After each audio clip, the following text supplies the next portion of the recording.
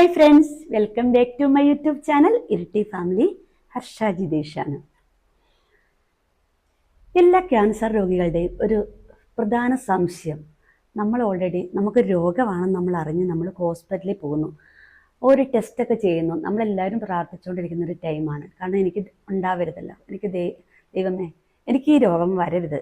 Biopsy result വരുന്നു, നമ്മൾ നോക്കുന്നു, ബാക്കി കുറേ ടെസ്റ്റുകൾ ചെയ്യുന്നു. എന്നിട്ട് നമ്മൾ ഈ ഒരു ക്യാൻസർ ആണെന്നറിയുമ്പം പെട്ടെന്ന് എല്ലാവരും പല രീതിയിലാണ് അത് പ്രകടിപ്പിക്കുന്നത്. കാരണം ചിലർ പെട്ടെന്ന് കരയാം, ചിലർ ടെൻഷനായിരിക്കാം, ചിലർ ടെൻഷൻ ഉള്ളിൽ ഒതുക്കും. കാരണം കൂടെ വരുന്ന ബൈസ്റ്റാൻഡർ ആയിരിക്കാം ചിലപ്പോൾ അവരോട് ചോദിക്കുന്ന, ഡോക്ടറോട് കാര്യങ്ങളൊക്കെ പറയുക. ചില പേഷ്യൻസ് നേരിട്ട് തന്നെ ചോദിക്കും. എൻ്റെ കാര്യങ്ങളൊക്കെ നേരിട്ട് തന്നെ ഞാൻ ഡോക്ടറോട് ചോദിച്ചിട്ടുണ്ടായിരുന്നു. അപ്പോൾ എൻ്റെ ഓൾറെഡി എല്ലാ റിസൾട്ടും വന്ന ശേഷം ഞാൻ ഡോക്ടറോട് എൻ്റെ കാര്യങ്ങൾ എങ്ങനെയാണ്, എൻ്റെ ട്രീറ്റ്മെൻറ്റ് ഇനി മുമ്പോട്ട് എങ്ങനെയാണ്, എനിക്ക് എങ്ങനെയാണ് ഇത് ഓരോ കാര്യങ്ങൾ ഇതൊക്കെ ഞാൻ ചോദിച്ചിട്ടുണ്ടായിരുന്നു. പക്ഷേ ഡോക്ടേഴ്സിന് ചിലപ്പോൾ നമ്മളോട് പെട്ടെന്ന് അത് പറയാൻ ഒരു ബുദ്ധിമുട്ടുണ്ടാകും. പക്ഷേ എങ്കിലും ശ്രീധരൻ സാർ എന്നോട് പറഞ്ഞിട്ടുണ്ടായിരുന്നു, എൻ്റെ ഒരു നെഗറ്റീവാണ്, ട്രിപ്പിൾ നെഗറ്റീവാണ്, ഇത് റെയറായിട്ടുള്ളൊരു സംഭവമാണ്. ഓൾറെഡി 5 വർഷത്തിനുള്ള എപ്പോഴും ഇത് തിരിച്ച് വരാം. അപ്പോൾ വരാതിരിക്കാൻ വേണ്ടി ഇന്ന പോലെ ഈ ട്രീറ്റ്മെൻ്റ് ഒക്കെ ഉണ്ട്, ഇമ്മ്യൂണോതെറാപ്പിയൊക്കെ ഉണ്ട്, ഇതൊക്കെ ചെയ്യണം ഒക്കെ എന്നോട് പറഞ്ഞിട്ടുണ്ടായിരുന്നു. അപ്പോൾ എല്ലാ പേഷ്യൻസും ഇതുപോലെ ഈ ഒരു വെല്ലുവിളികൾ നിറഞ്ഞിട്ട് അവർ ഡോക്ടേഴ്സിനോട് പലതും ചോദിക്കുന്നുണ്ട്. കാരണം അവർക്ക് സംശയങ്ങൾ മാത്രമേ ഉള്ളൂ, ടെൻഷനാണല്ലോ. കാരണം നമ്മൾ ആരും പ്രതീക്ഷിക്കുന്ന ഒരു സംഭവമല്ല ഇതൊക്കെ. പക്ഷെ നമ്മളൊന്ന് ചിന്തിക്കണം, ഇതൊക്കെ നമ്മൾ ഡോക്ടേഴ്സിനോട് നമ്മൾ ചോദിക്കുമ്പം ഡോക്ടേഴ്സിന് ആദ്യം ഈ ഒരു സമയത്ത് നമ്മളോടെല്ലാം ചിലപ്പം അങ്ങനെയൊന്നും പറയാനൊന്നും പറ്റിയെന്ന് വരില്ല. കാരണം ഇത് ഒരു ജസ്റ്റ് നമ്മളൊരു ബ്രസ്റ്റ് ക്യാൻസറിൻ്റെ ഒരു മാത്രമാണെന്നങ്ങ് ചിന്തിക്കുക. അപ്പം അവർ ചിന്തിക്കുന്ന ഒരു കാര്യങ്ങൾ നമ്മളത് ഏത് ടൈപ്പാണ്, അവർ സ്റ്റേജ് നോക്കും.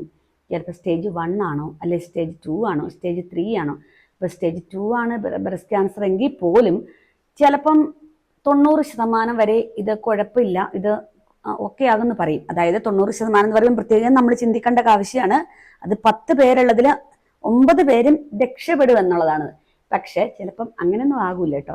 അതിനകത്തുകൊണ്ട് കുറേ കാര്യങ്ങൾ ആണ്. ഇതൊക്കെ നമ്മൾ മുമ്പോട്ട് പോകുന്നിടത്ത് ഇതൊക്കെ ഒരു യാത്രയാണ്. ശരിക്കും നമ്മളൊരു യാത്ര നമ്മൾ പോകുന്നിടത്ത് ഇപ്പം ഇവിടുന്ന് നമ്മൾ ബാംഗ്ലൂർ പോകണമെന്ന് വിചാരിക്കുന്നു, അല്ലെങ്കിൽ നമ്മൾ മൈസൂർ പോകണമെന്ന് വിചാരിക്കുന്നു.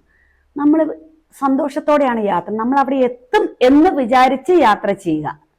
അത്ര മാത്രമേ എനിക്കിതിനെക്കുറിച്ചൊക്കെ പറയാൻ പറ്റുള്ളൂ. കാരണം നമ്മൾ പോകുന്ന വഴിക്ക് ചിലപ്പം തടസ്സങ്ങൾ ഉണ്ടാകാം, ചിലപ്പോൾ നമ്മുടെ വണ്ടി പഞ്ചറാവാം, ചിലപ്പോൾ ആ യാത്രയിൽ നമുക്ക് അപകടങ്ങൾ ഉണ്ടാകാം, പിന്നെ ചിലപ്പോൾ ഒരു കുഴപ്പമില്ല, ബാക്കി എല്ലാവരും ചിലപ്പോൾ സേഫായിട്ട് അവിടെ എത്തിയേക്കാം. ഇതൊക്കെയാണ് ക്യാൻസർ ട്രീറ്റ്മെൻറ്റിൻ്റെ ഭാഗം. കാരണം നമുക്ക് ഈ ട്രീറ്റ്മെൻറ്റ് ചെയ്യുന്ന ഒത്തിരി മരുന്നുകൾ ചെയ്യണം. കാരണം ഇത് നമ്മളൊരു കീമോ ആദ്യം ചെയ്യണം, പിന്നെ സർജറി ചെയ്യണം, പിന്നെ റേഡിയേഷൻ ചെയ്യണം, ചിലർക്ക് ഹോർമോൺ തെറാപ്പികൾ ചെയ്യണം, പിന്നെ ഇമ്മ്യൂണോതെറാപ്പി അതൊക്കെ വേണ്ടവർക്ക് അത് ചെയ്യണം. ഓരോ കാര്യങ്ങളുണ്ട്.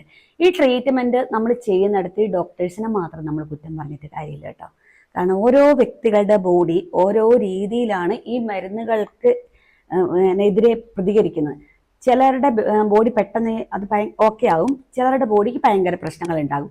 കാരണം അത് ഡോക്ടേഴ്സിനെ മാത്രം നമ്മൾ ഒരിക്കലും പറയാൻ പറ്റില്ല. അതാണ് ഞാൻ പറഞ്ഞത്, നമ്മളൊരു യാത്രയാണ്, ഈ യാത്രയിൽ പല തടസ്സങ്ങൾ ഉണ്ടാകുന്നു എന്ന് പറഞ്ഞ പോലെയൊക്കെ കേട്ടോ നമ്മുടെ കാര്യങ്ങൾ. കാരണം ഈ യാത്ര നമ്മൾ ഓക്കെ ആണെങ്കിൽ നമ്മൾ സേഫായിട്ടിരിക്കുക, നമ്മൾ പ്രാർത്ഥിക്കുക, നമ്മൾ ഓക്കെ ആണെന്ന് വിചാരിക്കുക, അങ്ങനെയൊക്കെ പോവുക. ബാക്കിയൊക്കെ ദൈവത്തിൻ്റെ കയ്യിലാണ്. പക്ഷെ അങ്ങനെയൊന്നും ആരും ടെൻഷൻ പിടിക്കേണ്ട കാര്യങ്ങളൊന്നുമില്ല കേട്ടോ.